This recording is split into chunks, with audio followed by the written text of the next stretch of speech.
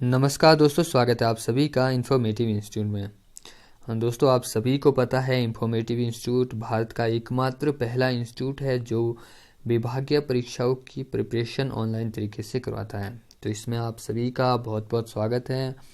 और जैसे कि आप सभी को पता है, ऑफिशियल कैलेंडर निकल चुका है और आप सभी को पता है पहला एग्ज़ाम एमटीएस का है, उसके बाद पीएसए का है और उसके बाद पोस्टमैन और मेल गार्ड का है।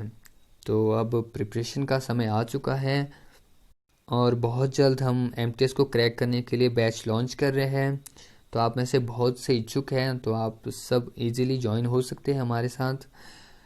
तो हमारा मिशन यही है इस बार, जो हमारा एमटीएस हो, चाहे पीएसए हो, चाहे पोस्टमैन या मेल गार्ड हो, इस बार हमने एग्ज़ाम को क्रैक करना ही है। तो ये तभी पॉसिबल है अगर आप हमसे अच्छे से जुड़े रहेंगे और आपको हम अपनी जो टॉप वीडियोस होती है वो सब अवेलेबल करवाएंगे और आपके जो नोट्स हैं वो सब आपको अवेलेबल होंगे। और आपको पता है हम एग्ज़ाम भी करवाते हैं संडे को, उसमें जैसा विभागीय परीक्षा से होता है सेम उसी तरीके से हम एग्ज़ाम करवाते हैं।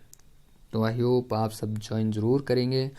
और आज की एक छोटी सी वीडियो है, उसमें हमने डीओपी और जीके को ऐड ऑन किया है।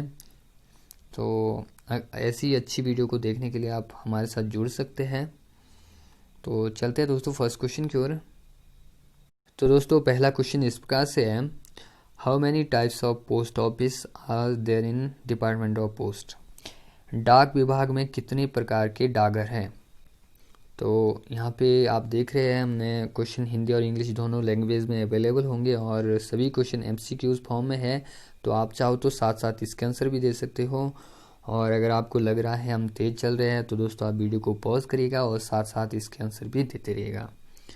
तो यहाँ पे पूछा था आपसे, डाक विभाग में कितने प्रकार के डाकघर हैं। तो दोस्तों डाक विभाग में कितने प्रकार के जो डाकघर है वो है 3 प्रकार के। तो यहाँ पे आपका सही आंसर हो जाएगा ऑप्शन नंबर बी। ठीक है, तो इसके साथ बढ़ते हम अगले क्वेश्चन की ओर। The working hours of post offices are generally fixed by the head of the circle. Circle के प्रमुख द्वारा आमतौर पर डाकघरों के काम के घंटे तय किए जाते हैं। तो यहाँ पे आपने बताना है ट्रू है या फॉल्स है। तो यहाँ पे आपका सही आंसर हो जाएगा ऑप्शन नंबर ए, ट्रू। तो जो डाकघरों के जो काम के घंटे वो किसके द्वारा निर्धारित किए जाते हैं, ये करवाए जाते हैं एचओसी। एचओसी की कभी कभार फुल फॉर्म आ जाती है, तो एचओसी का पूरा नाम होता है हेड ऑफ द सर्कल। ठीक है, नेक्स्ट है, which of the apex management body of the department of post. डाक विभाग का शीर्ष प्रबंध निकाय कौन सा है। ये भी इम्पोर्टेंट है, तो आपको पता होना चाहिए जो डाकघर का शीर्ष प्रबंध निकाय क्या है। तो आप सभी को पता है, इसका सही आंसर क्या हो जाएगा option number D, postal service board. ठीक है, नेक्स्ट है, payment of TMOs will also be affected up to. TMO का भुगतान शाम कितने बजे तक होता है। तो जो टीएमओ का भुगतान होता है तो शाम कितने बजे तक होता है, तो ये होता है 6 PM, 6 बजे तक होता है। और टीएमओ का पूरा नाम क्या होता है, टेलीफोनिक मनी ऑर्डर। और 2 फुल फॉर्म होती है इसकी, एक होती है टेलीफोनिक मनी ऑर्डर और दूसरा कौन सा होता है, ट्रांजिट मेल ऑफिस। ठीक है, तो आप सभी ने देख लेना इसे भी अच्छे से। नेक्स्ट है, what is the working hours of night post office on Sunday. रविवार को नाइट पोस्ट ऑफिस का कार्य समय क्या है। ये क्वेश्चन दोस्तों इम्पोर्टेंट है, तो आपको पता होना चाहिए जो संडे को नाइट टू पोस्ट ऑफिस का कार्य समय कितना होता है। तो कितना होता है, इसका जो सही आंसर है वो हो जाएगा ऑप्शन नंबर डी, 10 बजे से 17 बजे तक। इम्पोर्टेंट है, पता होना चाहिए। अगला है, the union territory of Lakshadweep come under which circle. केंद्र शासित प्रदेश लक्षद्वीप किस पोस्टल सर्कल के अंतर्गत आता है। ये क्वेश्चन दोस्तों इम्पोर्टेंट है, कई बार एग्जाम में पूछ लिया गया है। तो आपको पता होना चाहिए जो यूनियन टेरिटरी ऑफ लक्षद्वीप है वो किस सर्कल के अंतर्गत आता है। तो ये आता है केरला। तो यहाँ पे आपका सही आंसर हो जाएगा ऑप्शन नंबर बी, केरला के अंतर्गत आता है। ठीक है, नेक्स्ट है postmaster general is the head of which of the following. Postmaster general निम्नलिखित में से किसका प्रमुख है? तो पोस्टमास्टर जनरल किसका प्रमुख होता है? तो ये होता है दोस्तों रीजन का। और साथ साथ आप इसके आंसर भी दे सकते हो, तो इम्पोर्टेंट है, आपने इसे याद रखना है। पोस्टमास्टर जनरल रीजन का प्रमुख होता है। नेक्स्ट है who is the head of the base circle. तो आप सभी को पता है बेस सर्कल किसको बोलते हैं हम? एपीएस को, आर्मी पोस्टल सर्विस। तो दो है ये बेस सर्कल, एक 56 एपीओ है और दूसरा कौन सा है? 99 एपीओ। तो ये सब आपने याद रखने हैं। और आपसे पूछा गया है बेस सर्कल के प्रमुख कौन है? तो बेस सर्कल का प्रमुख होता है एडीजी, एडिशनल डायरेक्टर जनरल। तो यहाँ पे हो जाएगा आपका ऑप्शन नंबर ए बिल्कुल सही। और ये क्वेश्चन दोस्तों इम्पोर्टेंट है एग्जाम के लिए, इसलिए इसे आपने याद रखना है। नेक्स्ट है who is the present director general of department post. वर्तमान में डाक विभाग के महानिदेशक कौन है? तो वर्तमान में डाक विभाग के महानिदेशक कौन है? अरुंधति घोष। तो यहाँ पे आपका जो सही आंसर है वो हो जाएगा ऑप्शन नंबर बी बिल्कुल सही। और ये इंपॉर्टेंट क्वेश्चन है, इसलिए इसे भी आपने याद रखना है। तो आपको पता होना चाहिए कौन है डायरेक्टर जनरल? अरुंधति घोष। अगला है world's highest located post office is. विश्व का सर्वोच्च स्थित डाकघर।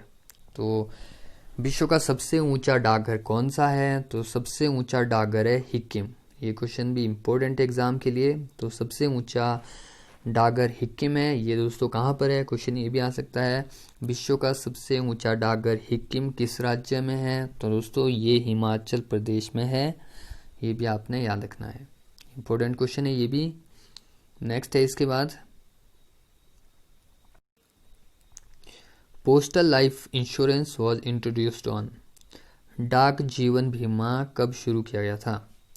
तो आप सभी को पता है पोस्ट ऑफिस एग्ज़ाम में आरपीएलआई और पीएलआई से क्वेश्चन ज़रूर आते हैं। तो यहाँ पे हमने आपसे पूछा था कि पीएलआई की शुरुआत कब हुई थी?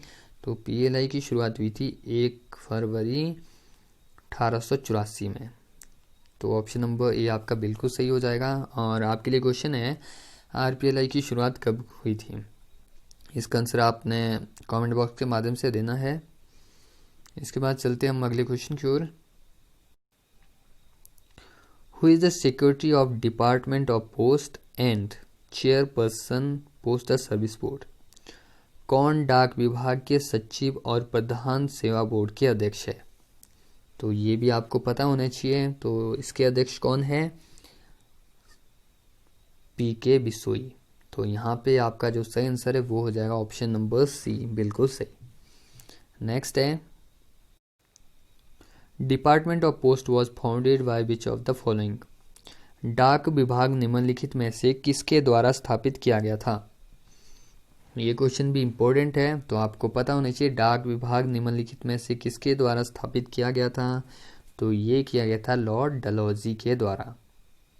इम्पोर्टेंट क्वेश्चन है, इसके आने के चांसेस हैं। और आप सभी को मैं बता दूं, अगर आपने ऐसे ही इम्पोर्टेंट क्वेश्चन देखने हैं, इससे भी हायर क्वेश्चन देखने हैं, तो इसके लिए आप हमारे कोर्स को ज्वाइन कर सकते हैं। उसमें आपको जीके के क्वेश्चन भी मिलेंगे और मैथमेटिक्स के भी मिलेंगे और साथ में डीओपी के भी मिलेंगे। तो ऐसे क्वेश्चन के लिए आप हमारे साथ ज्वाइन हो सकते हैं।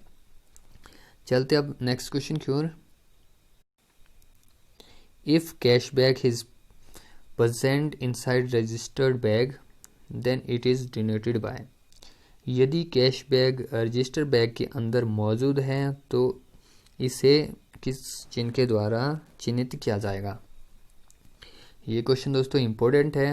अगर किसी रजिस्टर्ड बैग में अगर कैश मौजूद होगा तो वहाँ पे जो लेबल होगा उस पर कौन सा चिन्ह दिया जाएगा, ताकि पता चलेगा कि इसमें कैश है। तो इसमें जो सही आंसर आपका वो हो जाएगा option number B, F denote करेंगे ताकि पता लगेगा कि इसमें कैश है। नेक्स्ट है, railway station at which beat to transit section joins and mails are hand over. ये क्वेश्चन इंपोर्टेंट है। रेलवे स्टेशन जिस पर दो परागमन खंड जुड़े हैं और मेल का आदान प्रदान होता है, तो उसको क्या कहते हैं? उसको कहते हैं चेंजिंग स्टेशन। तो ये इंपॉर्टेंट है, इसलिए इसे आपने याद रखना है। नेक्स्ट है इसके बाद, face of an article is, एक लेख का चेहरा है। जो आपके ये फॉर एग्जांपल ये लेटर है, तो इसका फेस कौन सा होगा?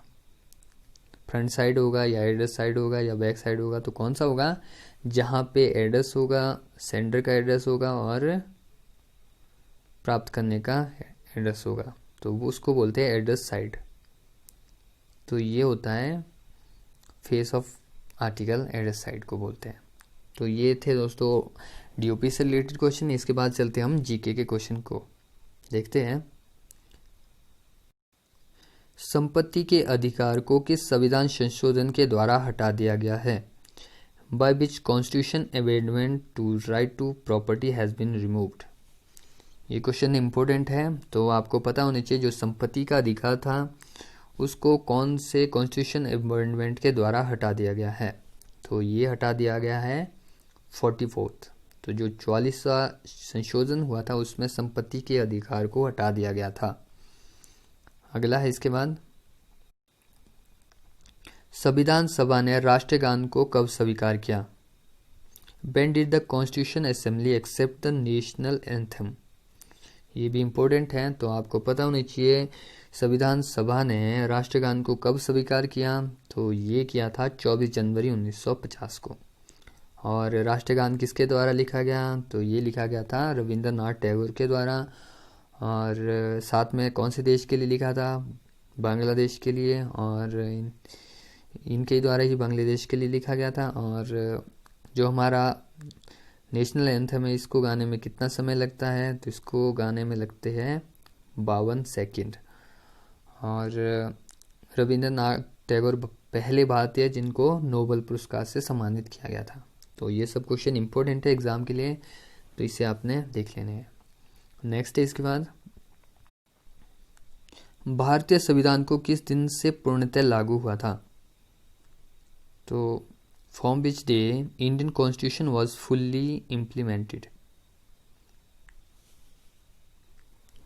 तो इसका जो सही आंसर है वो हो जाएगा आपके ऑप्शन नंबर डी, 26 जनवरी 1950 को क्या हुआ था? भारतीय संविधान को पूर्ण रूप से लागू किया गया था। अगला है, संविधान सभा के स्थायी अध्यक्ष किसे बनाया गया? तो अब आपने बताना है संविधान सभा के परमानेंट चेयरमैन किसे बनाया गया था? तो ये बनाया गया था डॉक्टर राजेंद्र प्रसाद को। ये भी इम्पोर्टेंट क्वेश्चन है। अगला है इसके बाद, प्रारूप समिति के अध्यक्ष कौन थे? तो ड्राफ्टिंग कमेटी के जो चेयरमैन थे वो कौन थे? तो ड्राफ्टिंग कमेटी के अध्यक्ष थे भीमराव अंबेडकर। तो यहाँ हो जाएगा आपका ऑप्शन नंबर डी बिल्कुल सही, ड्राफ्टिंग कमेटी के अध्यक्ष भीमराव अंबेडकर थे। अगला है इसके बाद, संविधान सभा के अस्थायी अध्यक्ष के रूप में किसे नियुक्त किया गया था? कॉन्स्टिट्यूशन असेंबली ने टेम्परेरी चेयरमैन के रूप में किसे नियुक्त किया गया था? तो ये किया गया था डॉक्टर सच्चिदानंद सिन्हा को। तो यहाँ पे जो आपका सही आंसर है वो हो जाएगा ऑप्शन नंबर बी, डॉक्टर सच्चिदानंद सिन्हा। नेक्स्ट है, भारतीय स्वतंत्रता संग्राम का इतिहास किस पुस्तक द्वारा लिया गया? Which book has been written by the Indian freedom struggle quiz. ये भी इम्पोर्टेंट है, तो आपको पता होना चाहिए भारतीय स्वतंत्रता संग्राम का जो इतिहास था वो किस पुस्तक द्वारा लिया गया था। उस पुस्तक का नाम क्या था? वीर सावरकर। तो यहाँ पे जो आपका सही आंसर है वो हो जाएगा ऑप्शन नंबर ए। नेक्स्ट है इसके बाद, कुंवर सिंह के नेतृत्व में किस स्थान पर विद्रोह हुआ था? At which place was the revolution lead by Kunwar Singh. तो कुंवर सिंह के नेतृत्व में किस स्थान पर विद्रोह हुआ था? तो ये हुआ था बिहार में। तो यहाँ पे आज जो आपका सही आंसर है वो हो जाएगा ऑप्शन नंबर बी। अगला है इसके बाद, निम्नलिखित में से कौन अंग्रेजों द्वारा ना तो पकड़ा गया था और ना ही मारा गया था? Which of the following was neither captured nor killed by the British. ये क्वेश्चन इंपॉर्टेंट है, तो आपको पता होना चाहिए ऐसा भारत का कौन अमरवीर जवान था जो अंग्रेजों द्वारा ना तो पकड़ा गया था और ना ही मारा गया था। तो उनका नाम क्या था? नाना साहेब।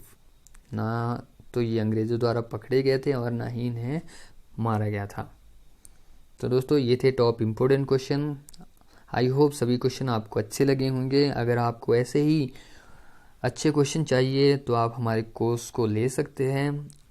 बहुत जल्द MTS का कोर्स लॉन्च होने वाला है, तो आपको सभी को इन्फॉर्म किया जाएगा। और ऐसे ही जो हमारा प्रेजेंट टाइम चल रहा है वो PA SA का चल रहा है और ऐसे ही चलते रहेंगे। तो आप सब हमारे साथ ऐसे ही बने रहिएगा। तो दोस्तों thank you for attending our class. मिलते हैं बहुत जल्द अगली क्लास के माध्यम से।